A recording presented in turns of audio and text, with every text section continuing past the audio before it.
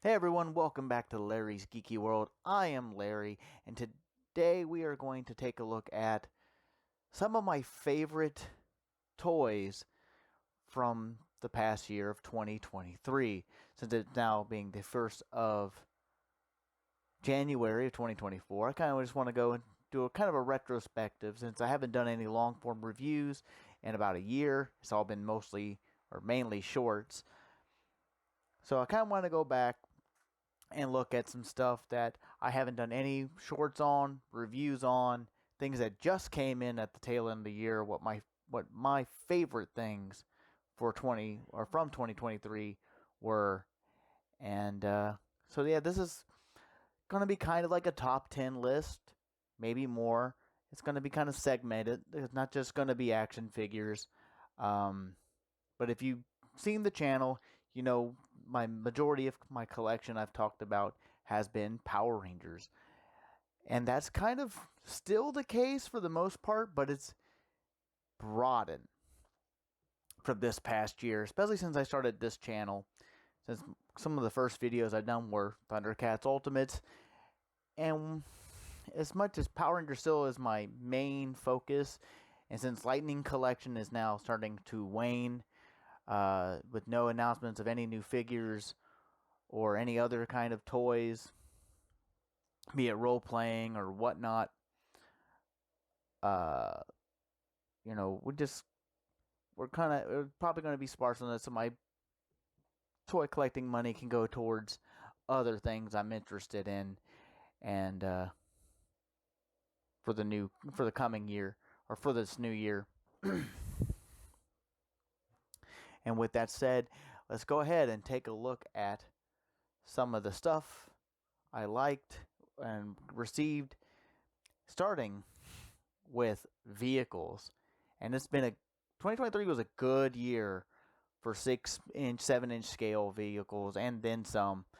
So let's go ahead and take a look at everything vehicle-wise I got in 2023, because there's not 10 of them, but there are nice and definitely worth checking out. So let's take a look. And here you can see, in order of being received, all of the vehicles I had gotten in 2023, mostly all 6, 7, well, three of which are 7-inch scale. Only one is actually 6-inch scale, and others are, I keep forgetting the scale of the new McFarlane Superpowers line. Y'all can correct me in the comments of what that is. But these are everything I've gotten vehicle-wise for the year 2023, starting with the Thunder Tank, and I always was planning on doing a review. I didn't like what I shot, so case in point, this thing is awesome. Nitpicks, though. Doesn't really roll all that well with the treads. I wish that would have worked out better, but that's like my only gripe with the Thunder Tank. I love every feature of it. The fact that you can switch out the top parts here with a translucent one if you wish, cannons, and the arms, mouth opening, glow-in-the-dark eyes, and this big area here for your figures. And I've tested it. You can not only can you just fit 4 more in the back sitting, you could stand them like the main adult characters up, straight up in there, and then close it, and it shuts just fine. So if no one's tried that, you can do that. You can fit pretty much the entire Thundercat team, especially once we get Wily Kit, Wily Cat in, and Snarf, because those are the smallest characters. They'll be fine. And then we got the Electro Charger, also from Thundercats Ultimates, Mandora's hover cycle, space cycle, that converts from flight into land mode. I have kept it, which I think a lot of people are going to do, is keep it in flight mode with that nice little flight stand. Nice little features, very nicely detailed. Really love that one. I do have a short up on that. Obviously, just a quick little thing with her and Mandora. If you haven't checked that out, I suggest you go and take a look at that. Then we have the McFarlane Toys Superpowers line, Invisible Jet, and Batmobile, respectively. Got these at the same time. I actually went ahead and ordered these off of McFarlane when they had the setup for that whole wave. Still have yet to find Black Manta for that wave from Walmart. They still have wave 3 sitting there at my local Walmart. But the fact that they have, like, the Invisible Jet still has the pop-up canopy and the nice little golden lasso winch with the claw, which is really nice. I think they did a really good job capturing those action features on these types of vehicles. And this Batmobile does take me quite back to when I was a child, because I had the original Superpowers Batmobile, and I missed that thing. All my little windshields were all cracked or missing. Luckily, everything still worked. A little scratched up, but I don't know what happened to that old one. The fact it has a battering ram like the original, and then this part here with the boosters that pop out are really nice, and very little assembly, just like the Invisible Jet. You do have to put them together because they are in quite small boxes. But again, very simple assembly. Then we have the most recent and most, well, next to the Thunder Tank, almost as expensive as the Thunder Tank, we have the Ninja Turtles, Teenage Mutant Ninja Turtles Ultimates Party Wagon, which I got a day before I got the Hiss Tank. So we'll take a look at the Party Wagon. It's really nice. It's rolls really smooth. My only gripe, because it's only mine, and I'll have to get the camera out to show. Everything was fine with it. Paint's really nice, but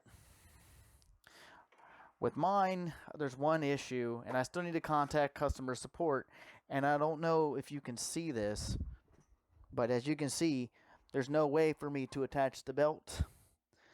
It has both of the same ends on each end, so there's no way of me putting my turtles, or attaching my turtles onto the foot stomper, foot smash, whatever they call it. I keep forgetting what they call it.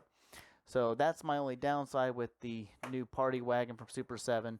Other than that, I had the original. Me and my brother each had our own of the original Playmates one, which Playmates has re-released. But I love this all for the most part. I have yet to get my turtles out, so unfortunately there's still a lot of last year's figures I haven't gotten out. And then last but certainly not least, everyone's favorite vehicle of 2023, I think, the new Hasbro HasLab Hiss Tank. Now, this was the first G.I. Joe thing I have ever backed. Did not go into the Sky Striker, mostly because I do not collect that scale, and I'm very picky about my G.I. Joe collection because I don't collect a lot. I only have very few figures. The Cobras are the most figures I have. So the fact that we got 4 figures, which I have yet to open up, and I'm probably not going to open up that Cobra Commander because he's just too nice. But I do have another Cobra Commander I probably will open, which is the Supreme one. That was a PulseCon exclusive that I was able to pick up in the aftermarket. Not for too bad, but the fact that this thing was able to get fully backed, like, in a day, with the stretch goal. All stretch goals. I think it didn't reach all stretch goals in the first day, but it reached full backing, so we got our second figure with it, which is Taxation, which he is in the back. But the fact that this thing fully lights up with everything, the whole cockpit, the moving treads, the options for all these, like, I have everything on here. I got the more modern or updated tread covers opposed to the more vintage style. This thing is super nice. And if you didn't know, which I don't think it really shows. It might have showed it in the instruction manual that comes with it. But if you didn't know, you can lift the cannon out, which makes it easier to get certain things into place, like in the weapons thing. You can actually take out the weapon rack in the back too, but it's a bit of a pain And the fact that this thing lights up when you open it, I don't know if it's showing in camera. Yeah, it's barely showing. Where I have the tactician. And it looks like you can move the seat, but I have yet to figure out how to get the seat out. I'm sure there are ways to pop these panels out somehow, so it makes it easier to move other options around on both sides. There's nothing in the instructions that tell you how to do so. Just the amount of features this thing comes with a little hitch back here, that little ramp, so you can put someone on there. It was probably one of the coolest things since I actually got the Thunder Tank. It's kind of really blown me away with what someone can do. Yes, the Thunder Tank has its one issue with the treads not really moving all that well, unlike this, which has no problem rolling around. And it's just really nice. It's a nice little piece. I'm trying to make sure I have room for everything on this desk. So there we go. And if I had to rank them, his tank was going to be number 1. No offense to the Party Wagon. I think the Thunder Tank is number 2. Party Wagon is number 3. Superpowers vehicle, like the Batmobile, is number 4. Pandora's Electrocharger is number 5. And no slouch to the Invisible Jet, but it's number 6 out of everything I got. So tell me if you agree with my rankings in the comments on these. But I think now we will go and move on to figures and which ones I got that I have opened and I've enjoyed. Others I hope to enjoy once I finally get them open. And here are 20 figures that I got in 2023 that are my absolute favorite out of everything I've gotten. Now, there are still a bunch I have yet to open from last year, but these are the ones I had to get out of the boxes first.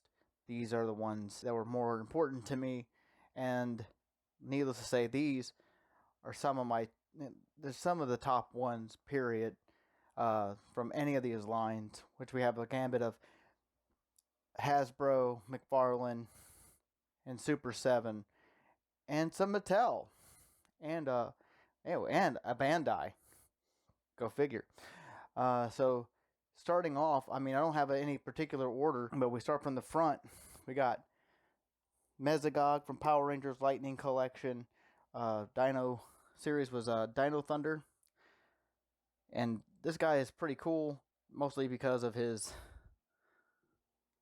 articulated jaw, which I always love those on the figures. And the details are really nice. The eyes really came through. Did a really good job on this. Even though Lightning Collection figures, especially on the villain side, have always been kind of lackluster on the details and the paint. And of course, another Lightning Collection figure, which is one of those crossover ones. This is Ryu in Ranger form from the little Street Fighter collab that they had for Legacy Wars. And out of all 4 figures that they came out with, Ryu's still my favorite one. Chun-Li's a close second out of this wave of figures. The other 2 are fine for being original, but Ryu takes the top mark, especially with all the accessories he gets. Like I said, these aren't in any real order. But then we got McFarlane's Detective Batman from their Superpowers line. And just nostalgia for this really is what brought this into my top 20, because I had the original Kenner Superpowers Batman when I was really, really little. And this just takes me back. And I'm so happy that they had finally fixed the body, made it closer to what the originals were instead of the, just a little bit larger scale that they had them in. This works in perfectly. If I had any vintage ones, this would be a nice addition to that. But I've only been collecting the new ones, which I have yet to get. I have yet to have gotten the newest wave that's out on store shelves, mostly because I can't find them. Next, we have the Blue Centurion from Power Rangers Lightning Collection. Now, this is an interesting figure, considering he's from one of the worst received seasons. A lot of people didn't like Turbo. I thought Turbo was fine. Blue Centurion was an interesting character. I love the design. They translated this one really, really well in figure form. Just all the extra accessories with him as well. And another Lightning collection. Now this is a Boom comic version figure for Power Rangers. This is Omega. Now Omega Black, there's no real reason why he's in the list. Just all the bodies are the same. I just like his weapons better and the effects. But the overall sculpt, the kind of bronze design work on here are really, really well done. And just a very nice representation of what we saw in the comics for this new version of Zack, which is really cool. But I really love all the Omega figures in this. In the next row, we got our... Oh, sorry, Mezagog. Next, we got Bruce Lee from the Wave 1 Bruce Lee Ultimates.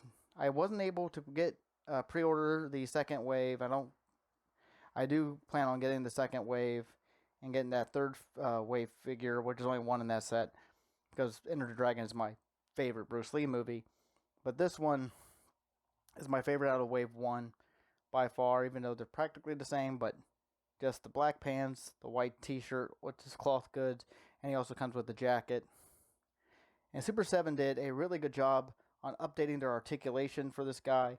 He still only had the single joints and all that, but they've done some new stuff with the ab work, kind of a slight ball and a diaphragm cut up here, which is really nicely done. And the detail on him looks really good. And people give Super 7 a lot of hate for their face paint, but Bruce Lee turned out extremely well. So this is kind of an example of not overdoing it. But then again, he is based off of a more realistic character, and actually with the actual working closely with the actual group to get the actual official license to do that. Next, this is high on like a lot of people's lists. This is Serpentor, which was Hasbro Pulse exclusive, and just the amount of detail and what they've done to change this guy up compared to all the other classifieds. Now, classified's been like a runaway hit for Hasbro for this past year, and definitely. But that's what they've done with Serpentor, having a separate head that you can use with the back of the headdress. You can have a full headdress piece. I'm having trouble getting them back on the peg now. Get on there. Anyway. But yeah, still, he's one of my top classified figures in general. But just for this year, there's only been a very few figures I gotten. And Serpentor is one of those ones I had to have. And again, I don't collect a lot of classifieds. Mostly it seems to be a lot of Cobras. But Serpentor's really, really up there. Bringing him back to stand. Now, this guy, this is the only Joe I have, Shipwreck. And he's top on my list because Shipwreck was my favorite Joe. Period. Mostly because he also kind of looks a little bit like my dad when I was a kid. How about my dad? My dad had this really, not really long hair, but he's always had a beard. He wasn't in the military. My uncle was, though. Not in the Navy, though. But, it just kind of reminds me of that. My dad doesn't have any tattoos either, but just something about Shipwreck in the cartoon really kind of spoke to me, and I really like Shipwreck a lot. So that's why he's up here in this large amount of figures. And next, another Joe classified. The only last Joe classified figure is the Tactician from the Hiss tank. This was the look I really, really wanted, even though I probably wouldn't have minded the purple. But this voted on color scheme. I'm happy a lot of people also wanted this version. So he turned out really, really well. There's nothing really different between the other, nothing really different between him and the driver, except for really just the color scheme. Helmet's the exact same. But everything else, just nice. I just love that kind of dark gray, almost gunmetal-y looking suit. And that really glossy black armor with a big Cobra insignia. Turned out really, really well. And another top figure. Next is one of the glow-in-the-dark TMNT Ultimates. This is Raphael, because Raph is, again, my favorite turtle. So, and this is really the only turtle that came out. The only turtles that I have that came out this year that I felt I had to get. And he just looks really cool. Glows really nice. And that's the main reason. And it's just a nice little updated version of what we had from Playmates. So he gets to be up here like so. Next, a lot of people's favorite from Ultimates, for Power Rangers Ultimates, Rita Repulsa. Now, it was a toss-up. I was either going to put her on the list or the new remaster Rita, which is by far better than the initial release that we got from Hasbro's Lightning Collection. But this one just really takes the cake. Just the amount of detail, the paint, the metal chains, actual metal chains around her wrist. I mean, that's a perfect Rita face right there. I mean, Hasbro finally did a better job than what they did initially, because it was just really really bad on the original release. And just that pearlescent paint that's on the feathers back here, really nice. And just all the shading, they did a really good job. And oh yeah, and the wired dress, really, really cool. And she's one of the top Power Rangers Ultimates. Now, going to Mattel, we only have two figures, and the first one for my top 20 from Mattel is the Masterverse movie version of Skeletor. Now, you can say what you want about that movie, the Masters of the Universe feature film. I love that movie. And this portrayal of Skeletor was really cool. And just the makeup alone. And they did a really good job of capturing that exact look. And I never was able to get the Super 7 Masters Classic versions that they came out with. I wasn't collecting Ultimates or Classics at the time, so I missed out on all those, which I really wanted, but I didn't get. Next is the 40th anniversary Masterverse He-Man. Now, a lot of people will complain about the head not feeling right. I think it's okay with the original head that came with this figure. A lot of people were getting custom ones. My only gripe about this figure, though, is my sword was a little bent, just a little warped from the package. But other than that, I mean, he looks really good. The shading's really done nicely all over. Articulates extremely well. And I'm really happy to have gotten this guy and put him in my collection. And yeah, he stays in that pose, even on the shelf. I've not taken him out. Next, the only Bandai, the Shimi Nations, I believe, is Gundam Universe Shenlong. Or is this Ultron? I have to find the box. I don't remember. The first version of Wu Fei's mecha. That's the only ones I collect for the Gundam Universe line is the Gundam Wing series. I still have to find myself. I still have to get. Well, I found Tall Geese too. I just haven't picked them up yet. And I need to pre-order Death Scythe Hell from Endless Waltz. Can I say it? I don't know. But this guy is a awesome figure. Sure, Gundam Universe figures have quite a bit of tight and really kind of finicky articulation because the skirting doesn't really move all that far out of the way. But the fact that he has this arm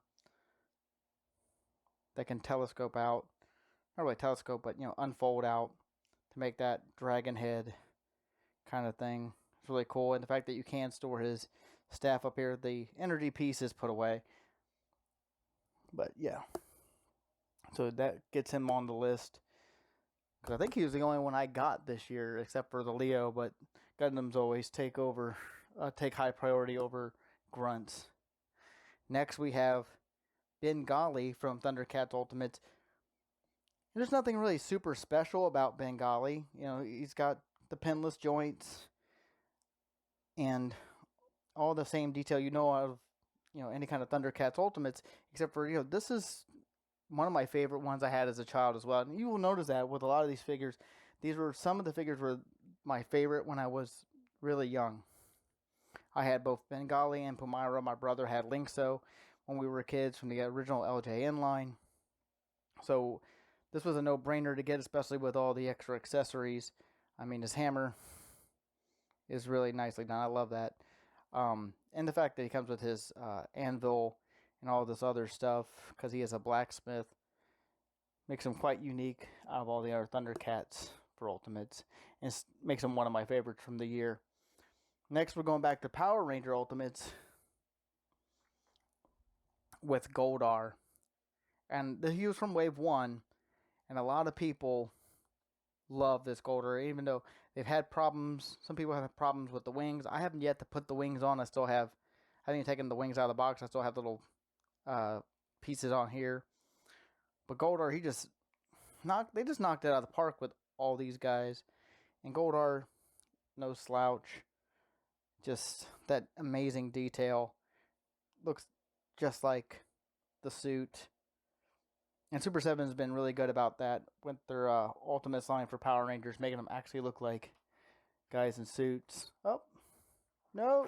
We just took everybody out. Fix that. Get these guys standing back up before we move on. Next, again, another Power Rangers Ultimates. And you'll notice there's a lot of Ultimates in this list. So, King Finks. Now, main reason why he's on my list, because last year, I think it was last year, or the year before, when Bandai had their King Sphinx missing all that paint, this guy is accurate to a T. I mean, the detail on the wings alone and the shading, and they actually got the right color on the headdress. Now, I guess it really just depends on, I guess, the pictures you're looking at. It could look more blue or like a lighter blue instead of a teal around his headdress and the shoulder armors here. But this guy, just the amount of shading and detail. Mine's a little loose though in the waist, up here in the waist joint. Well, now he's not. I actually got it to stick a little bit. But he was a little loose here in the diaphragm cut. See, there he is. When I first got him out, it's still kind of loose from time to time. So, I mean, that's the only gripe I have about him. But just overall, he's an amazing figure.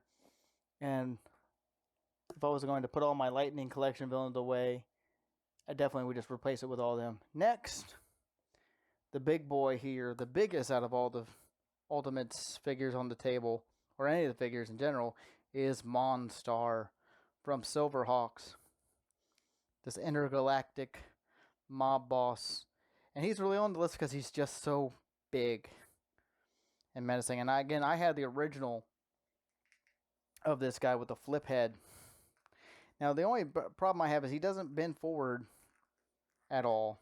At least not mine. I don't know if it's just the joints are super tight on mine for some odd reason or whatever. But just the sheer size of this guy is why he's on my list for my top 20 figures. Just super impressive what Super 7 was able to do with this guy and bring him up, bring him into this line.